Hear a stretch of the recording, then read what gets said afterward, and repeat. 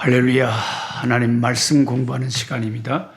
오늘 2021년 4월 19일 월요일입니다. 오늘은 역대하 4장에서 6장까지의 말씀을 안내해 드리겠습니다. 저는 픽스버그라고 하는 제가 선교사 사택이 있는 조그만 타운에서 우리 큰 아이들, 대학생들 6명이 살고 있는 블룸폰테인에 또 왔습니다. 저는 일주일에 한 번씩 꼭 와서 이곳에서 말씀 촬영도 하고 또 우리 아이들을 또 만나서 보기도 하고 이게 제 일과 중에 하나가 됩니다. 이 블룸폰테인에서 하나님 말씀을 오늘 또 공부하게 되겠습니다. 오늘 이 역대하 4장을 보면 솔로몬이 성전 안에 있는 물건들을 후람을 통해서 만드는 그런 내용들이 서술되어 있고요. 역대하 5장에는 언약궤를 솔로몬이 레위인들을 통해서 궤를 메고 하나님의 언약궤를 완성된 성전으로 지성소로 옮기는 그 내용이 나오고, 그때 그 언약궤를 지성소에 옮길 때에 여호와의 영광이 성소에 가득하게 되는 그런 영광스러운 기록이 역대하 5장에 나옵니다. 역대하 5장 14절에 제사장들이 그 구름으로 말미암아 능히 서서 섬기지 못하였으니 이는 여호와의 영광이 하나님의 전에 가득함이었더라. 그 언약궤가 성전으로 들어올 때 나팔 부는 자와 노래하는 자들이 일제히 소리를 내어 여호와를 찬송하며 감사하는데 나팔 불고 재금치고 모든 악기를 울리며 소리를 높여 여호와를 찬송하여 이르되 선하시도다 그의 자비하심이 영원히 있도다 하며 그때에 여호와의 전에 구름이 가득한지라. 얼마나 구름이 가득 성전에 가득 찼는지 제사장들이 그 구름으로 말미암아 능히 서서 섬기지 못해. 그러니까 서 있을 수가 없을 정도로 전혀 앞이 캄캄해서 구름이 가득해버렸다. 여호와의 영광이 하나님의 전에 가득했다. 이 하나님의 성전에 가득한 여호와의 영광을 히브리인들은 쉐키나라고 불렀습니다. 하나님의 영광이 구름으로 표현돼서 그 성전에 가득 차게 되었습니다. 우리의 하나님은 영광의 하나님. 그리고 이제 역대하 6장에는 솔로몬이 그 성전이 완공된 데 대에 올라서 단에 올라서 백성들을 축복을 하고, 그리고 솔로몬이 하나님 앞에 새로 완공된 성전에서 12절부터 역대하 6장 12절부터 하나님 앞에 두 손을 들고 기도를 합니다. 솔로몬이 여호와의 제단 앞에서 이스라엘의 모든 회중과 마주 서서 그의 손을 펴니라. 솔로몬이 일찍이 노스로 대를 만들었으니 길이가 5규빗이요 너비가 5규빗, 높이가 뜰 가운데 두었더니 그가 그 대 위에 서서 이스라엘 모든 회중 앞에서 무릎을 꿇고 하늘을 향하여 손을 펴고, 무릎을 꿇고 하늘을 향하여 손을 들고 기도를 합니다. 야, 정말 이스라엘 왕 멋있네요. 14절에 이르되 이스라엘의 하나님 여호와여 천지에 주와 같은 신이 없나이다. 아멘. 주께서는 온 마음으로 주의 앞에서 행하는 주의 종들에게 언약을 지키시고 은혜를 베푸시나이다. 주께서 주의 종 내 아버지 다윗에게 허락하신 말씀을 지키시되 주의 입으로 말씀하신 것을 손으로 이루심이 오늘과 같으이다. 그러면서 솔로몬이 길게 역대하 6장에 하나님 앞에 간절히 긴 기도를 공중 앞에서 드리고 있습니다. 참 솔로몬의 기도를 들어보면 참 그 기도가 간절하고 절절합니다. 하늘의 하늘이라도 하나님을 감당하지 못하는데 우리 인간이 무슨 하나님의 성전을 지어서 하나님이 이곳에 계신단 말입니까? 하면서 하나님, 그래도 하나님께서 그 영광 가운데 우리가 지은 이 성전에 그 영광으로 채우셨으니 이 백성이 하나님 앞에 이 성전을 향하여 기도하거든 하나님께서 그 기도를 들어주시라. 혹시 약한 죄를 짓고 하나님 그 죄 가운데서 고통스러워서 기도하거든 이 성전을 향하여 기도하는 그 기도를 들으시고 저들의 죄를 용서해 달라고 기도합니다. 그리고 그 백성이 패역해서 혹시 다른 나라에 꼭 미래를 예견한 것처럼 혹시 이스라엘 백성이 주께 범죄해서 역대하 6장 24절이죠. 만일 주의 백성이 이스라엘 주께 범죄하여 적국 앞에 패하게 되므로 주의 이름을 인정하고 주께로 돌아와서 이 성전에서 주께 빌며 간구하거든 주는 하늘에서 들으시고 주의 백성 이스라엘의 죄를 사하시고 그들과 그들의 조상들에게 주신 땅으로 돌아오게 하옵소서. 이스라엘 백성이 나중에 똑같은 일이 벌어지. 바벨론에서 하나님이 성전이 있는 예루살렘을 향해서 다니엘 같은 그런 신실한 하나님의 종은 하루에 3번씩 창문을 그 성전이 있는 예루살렘을 향해서 창문을 열고 자기 집에서 무릎을 꿇고 하나님 앞에 기도하잖아요. 그게 성전을 향해서 기도하는 거예요. 그게 솔로몬이 성전을 완성해 놓고 지금 이렇게 기도하잖아요.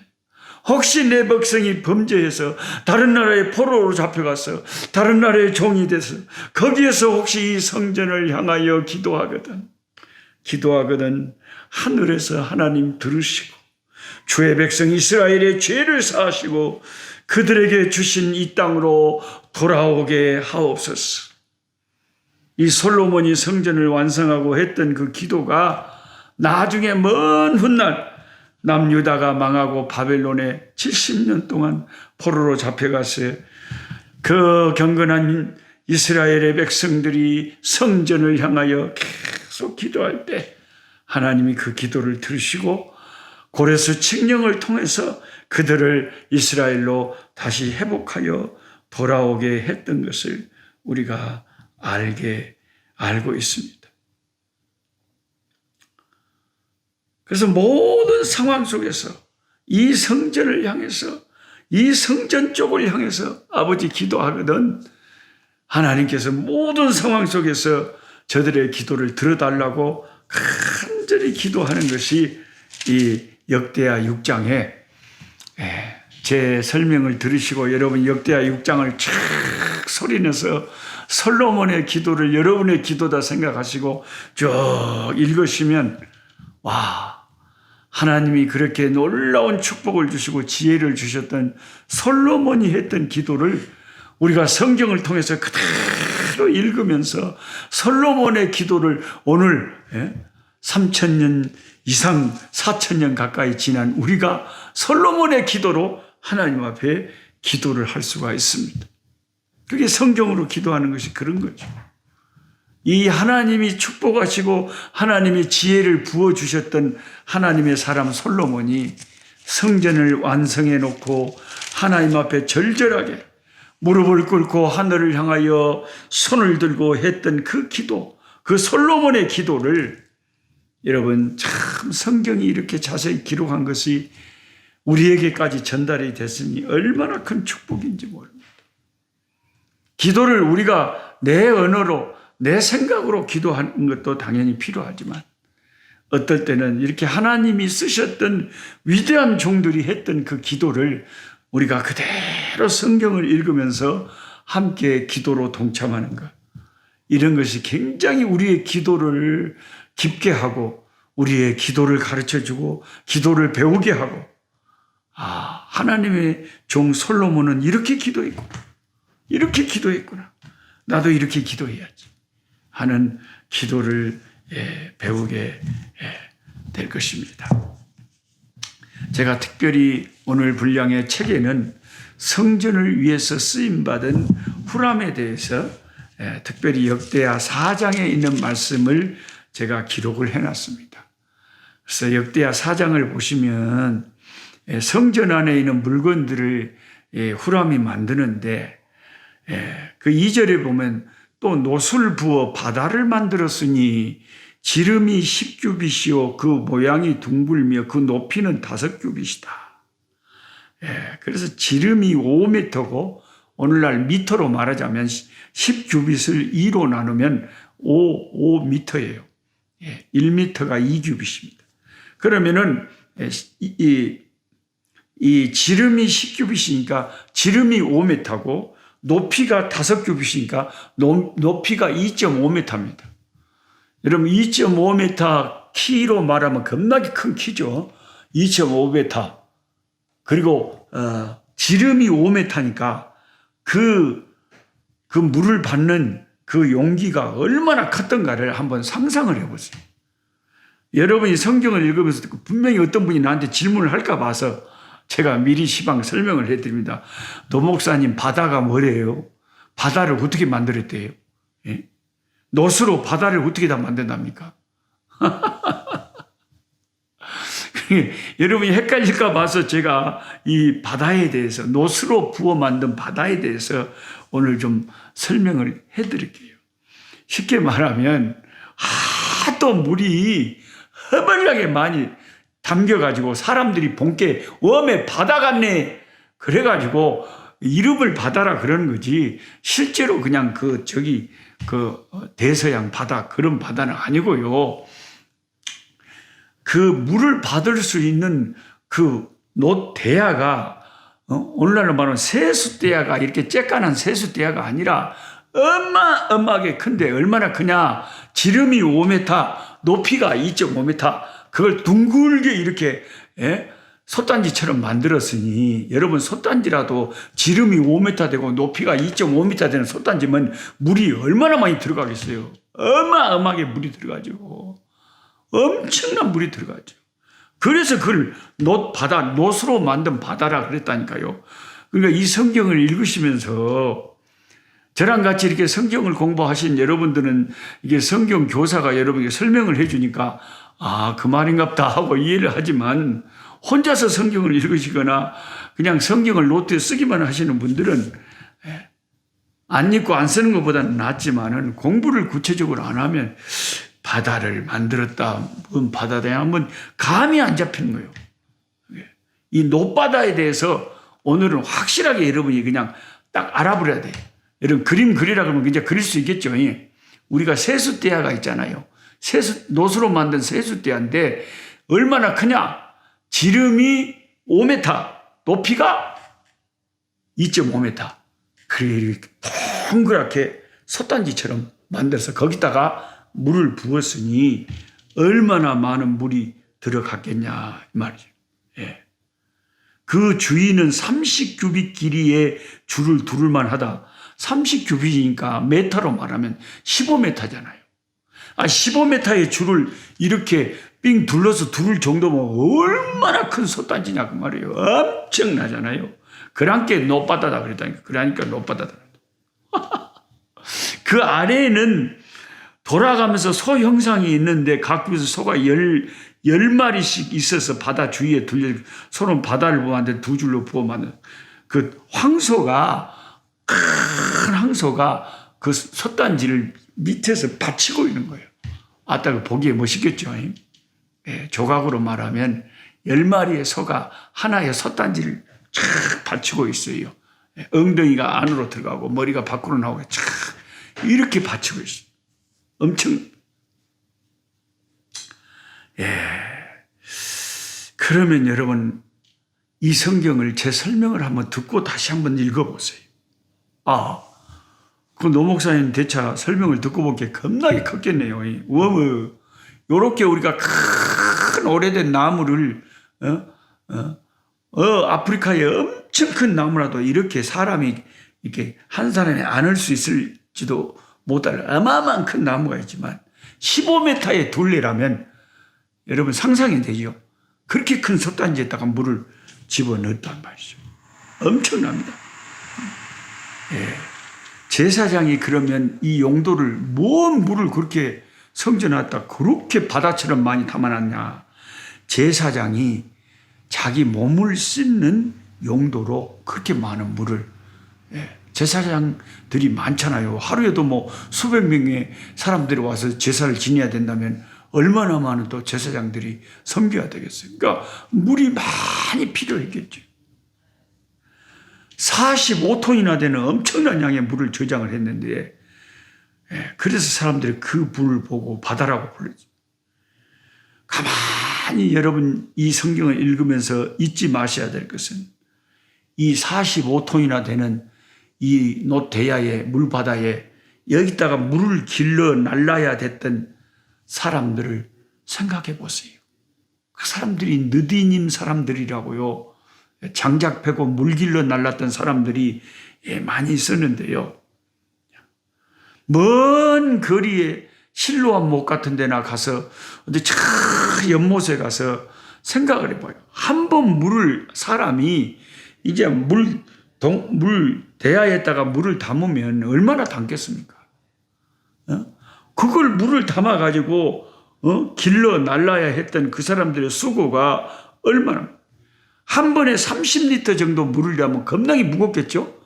그러면 그게 45톤이나 된 그걸 다 채우려면은 1,500번 이상을 그걸 갖다가 다 부어야 그게 다, 말이 1,500번이지 워머 엄청난 고생을 해서 거기에 물을 채워야 했을 것입니다.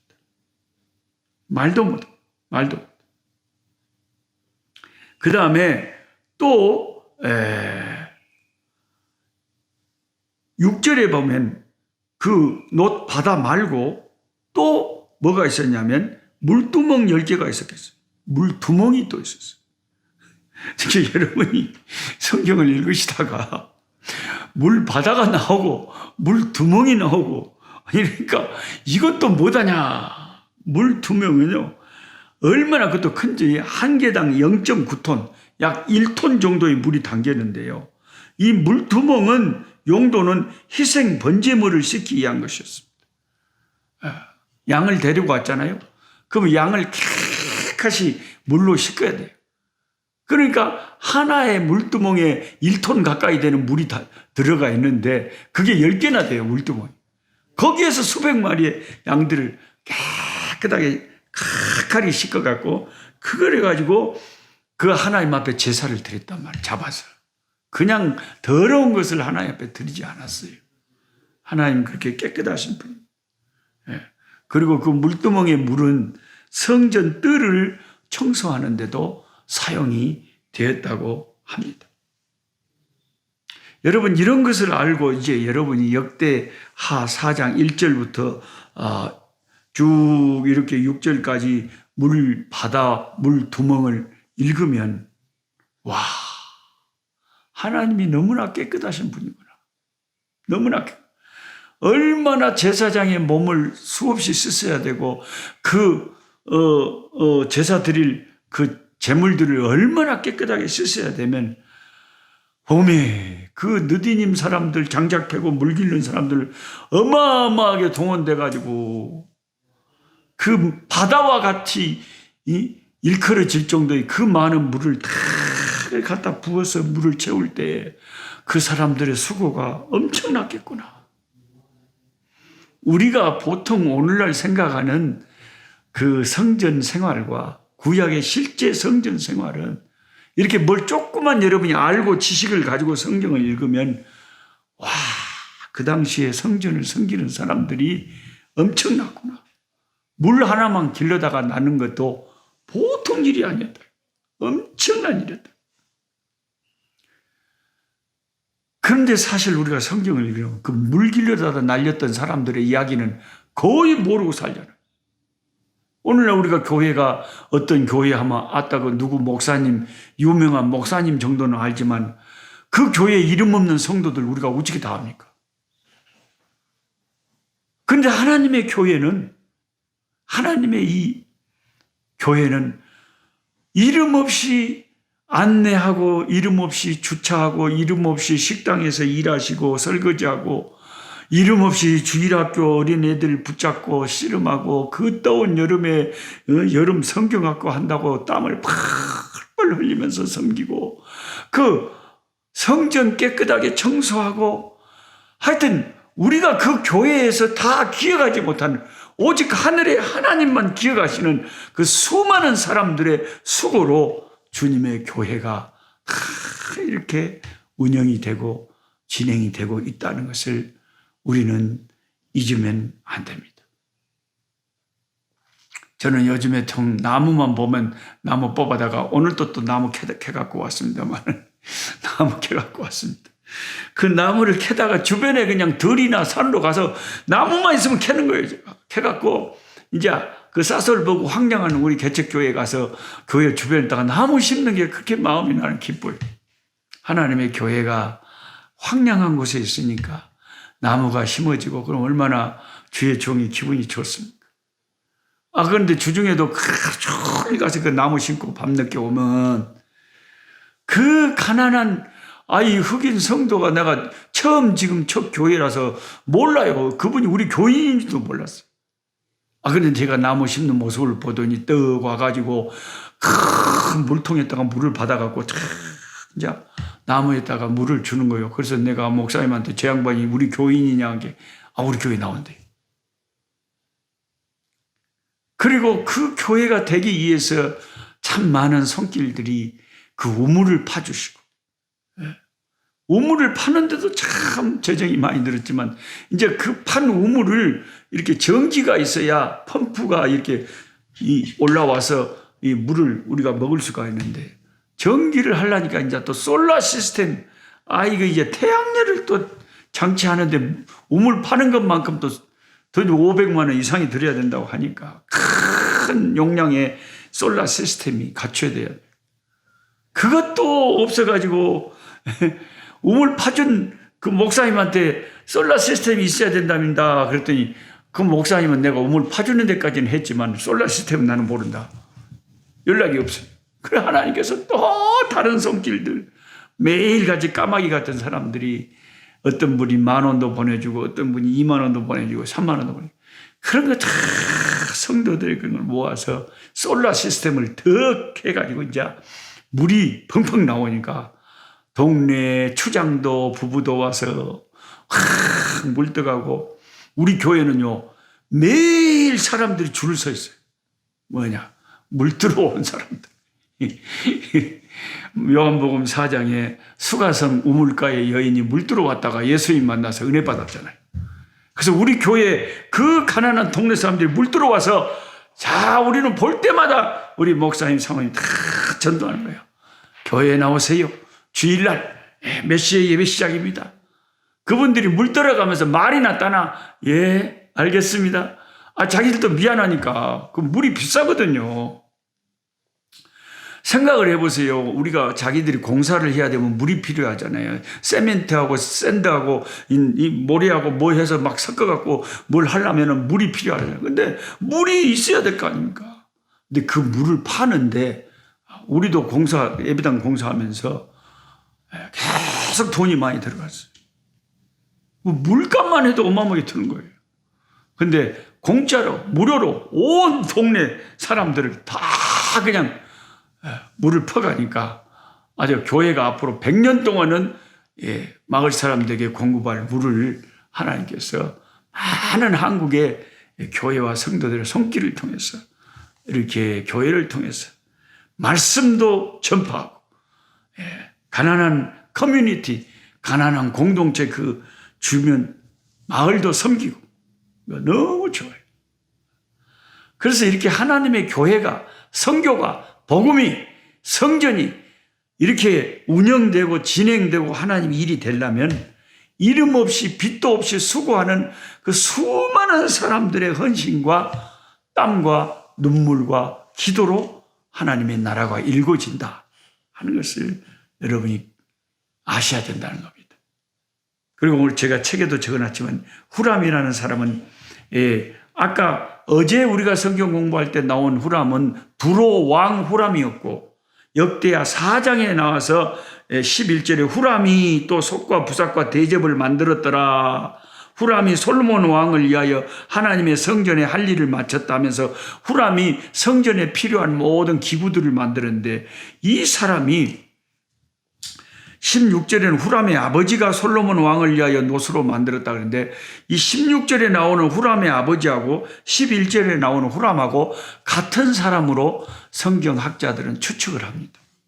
왜냐하면 후람은 가부의 아들이라고 성경에 쓰여져 있어요. 열왕기상 7장을 보면 히람이라고 나오는데, 후람은 가부의 아들, 히람 가부의 아들.